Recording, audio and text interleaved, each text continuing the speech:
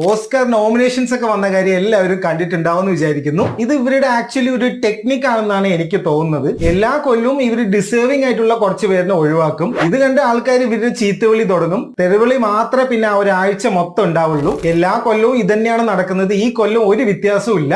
ആദ്യത്തെ കാര്യം ഡിക്കാപ്രിയോന്റെ കാര്യമാണ് പറയാനുള്ളത്. ഓസ്കാർ വിന്നിംഗ് ഒന്നും ആയില്ലെങ്കിൽ ഒരു നോമിനേഷൻ കൊടുക്കാനുള്ളതൊക്കെ ദ കില്ലേഴ്സ് ഓഫ് ഫ്ലവർ മൂണിൽ അദ്ദേഹം ചെയ്തു വെച്ചിട്ടുണ്ട്. അടുത്തത് ഏറ്റവും മോശമായി തോന്നിയത് spiderman across the spider original score കൊടുത്തില്ല എന്നുള്ളതാണ്. മെട്രോ ബൂമിങ്ങിന്റെ ഒക്കെ സൗണ്ട് ട്രാക്ക് അത്രയും കിടിലനായിരുന്നു, എന്നിട്ട് ഒരു നോമിനേഷനും കൊടുത്തിട്ടില്ല. ഏറ്റവും കഷ്ടം ബാർബിയുടെ കാര്യമാണ്. ബാർബിനെ വലിച്ച് കീറിയിട്ടുണ്ട് ഇവര്. വലിയ വുമൺ എംപവർമെന്റിന്റെ സിനിമയാണല്ലോ ബാർബി, എന്നിട്ട് അതിൽ ആകെ ഒരു നോമിനേഷൻ കിട്ടിയിരിക്കുന്നത് റയൻ ഗോസ്ലിംഗിനാണ്. ഗ്രെറ്റയ്ക്ക് ബെസ്റ്റ് ഡയറക്ടറിനും കിട്ടിയിട്ടില്ല, മാർഗോ റോബിക്ക് ബെസ്റ്റ് ആക്ട്രസിനും കിട്ടിയിട്ടില്ല. ഒരു ഓസ്കർ ഡിസേർവിംഗ് ആണോ ചോദിച്ചു കഴിഞ്ഞാൽ പേഴ്സണൽ ഒപ്പീനിയൻ അല്ല എന്ന് പറയും. എന്നാലും ഒരു നോമിനേഷൻ കൊടുക്കാവുന്നതൊക്കെ ഗ്രെറ്റ അതിൽ ചെയ്ത് വെച്ചിട്ടുണ്ട്.